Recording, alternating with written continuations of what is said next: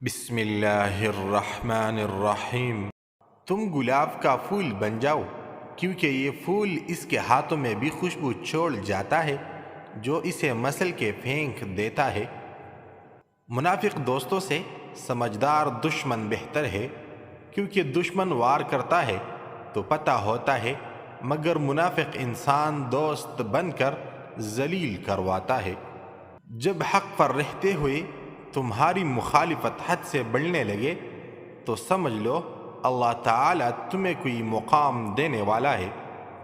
حضرت علی رضی اللہ عنہ نے ارشاد فرمایا، جب میرا جی چاہتا ہے کہ میں اپنے رب سے بات کروں تو میں نماز پڑھتا ہوں، اور جب میرا جی کرتا ہے کہ میرا رب مجھ سے بات کرے تو میں قرآن پڑھتا ہوں۔